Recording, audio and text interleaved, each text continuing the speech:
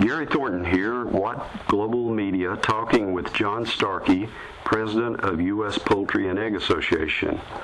John, you and other poultry industry leaders have been involved in a capital campaign for US Poultry Harold E. Ford Foundation. What is that about? Gary, the foundation was originally founded in 1994, and its purpose was to recruit students, to find students to come into our industry, and then later its mission was expanded to also include funding research. It was originally funded by some US Poultry and Egg Association's donations to the foundation, set up as a separate 501c3 or charitable organization. And then the grants were funded based on the earnings that those donations from US Poultry accrued over the years. In 08 and 09, of course, we had the market collapse, which adversely impacted our ability to fund these key areas. And we actually had to cut our research funding program, our research grant program, in half in the 09 fiscal year. And we also had to, really, it's cutting off your nose to spite your face, but we also had to cut our student recruiting grants, our lifeline or a feeding line into the future. As I mentioned, it is a 501c3, so it is a charitable organization, meaning donations to it are tax deductible. And we had a board, both the foundation board and the U.S. Poultry Board, who felt very strongly about the mission of the foundation. Therefore, jointly, they investigated and then ultimately decided to undertake a capital campaign to restore and enhance what the foundation could do in these two critical areas. What has been the progress of the capital campaign so far? Gary, we've just had a tremendous support and enthusiasm for the campaign. Our initial goal was to double the size of the corpus or the foundation's assets. So we wanted to raise about $5 million. And as of right now, or when we finish up the campaign later this fall, we'll have raised $10 million.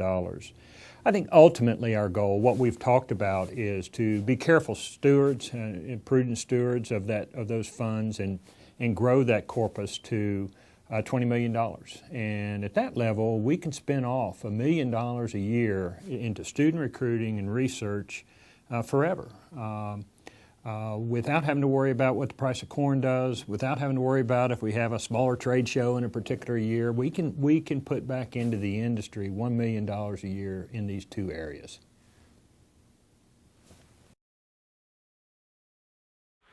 Why is the funding important? Who benefits and how do they benefit? Well, Gary, the thought is, in the long run, the industry benefits. I think it's a charitable contribution that we hope to be able to provide and plan to be able to provide a return on our donors' investment. Actually, is the way we look at it. But and it benefits because it helps us recruit leaders that are going to be leading these companies in future years. Then also funds research that keeps us competitive in a global marketplace where competitiveness is key. But I mean, the more direct beneficiaries or more immediate beneficiaries, we fund student recruiting programs from coast to coast, literally. We just did some grants last week to University of Delaware and University of Maryland Eastern Shore, all the way out to Cal Poly and Fresno State, so literally coast to coast, along with 20 plus other universities that connect students to our industry, and not just poultry science and animal science majors, but across an array of majors that we need in our industry. And then, of course, our research program has funded $50 million worth of research in the last 25 years, and with the foundation as a participant in the last 15 years, and that's been at universities, again, across the country. What is the scope of the foundation-funded research?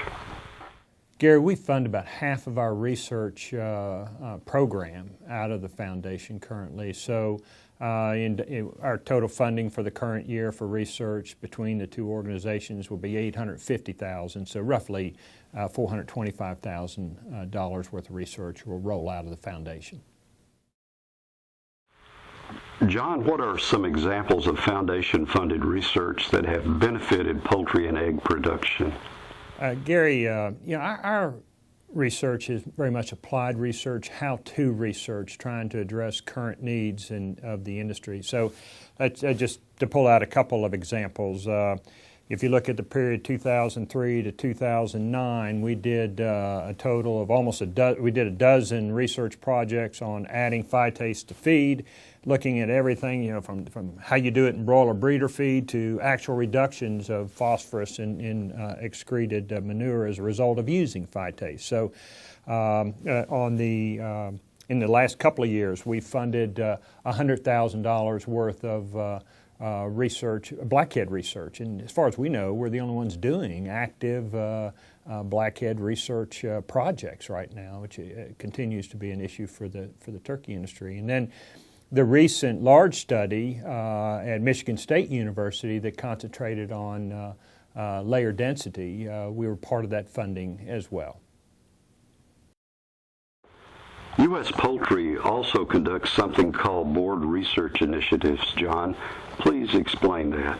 Gary, like the rest of our research program, both the U.S. Poultry and the U.S. Poultry Foundation split the board research initiatives. And it's a program we initiated a year ago. It's a complementary parallel track research program that complements our existing program that concentrates on immediate board priorities. Sometimes there's a lag between the time a problem becomes apparent to the industry and we subsequently get a research proposal on that topic. So this basically creates a contracted research program where the board identifies the problem and we put out an RFP on that problem and solicit research bids to attack that problem at a higher funding level, at about $125,000 per project.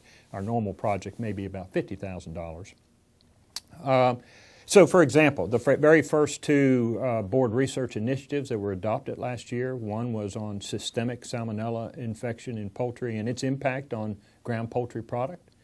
And then the second one was an animal well-being project that focused on thermal comfort of birds during transport. So I think those are two timely issues that the board thought needed some focus and some attention on.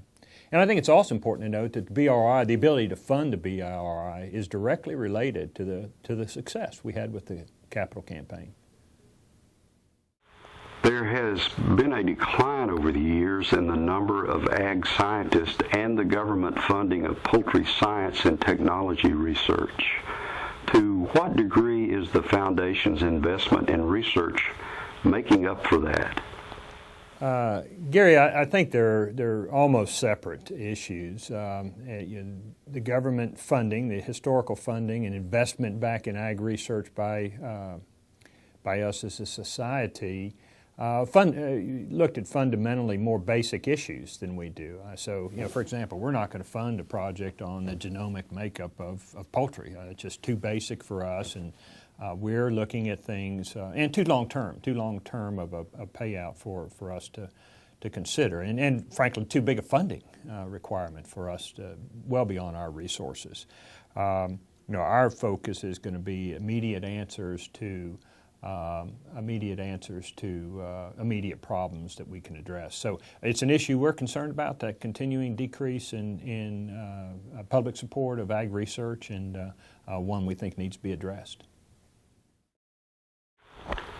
Does the research funded by the Foundation address issues of sustainability as well as efficiency in production? Gary, I guess some of us old engineers might say that the two are pretty equivalent. If you get gains in efficiency, then you're also getting gains in sustainability. But be that as it may, certainly that is a focus. Sustainability is a focus of our research program.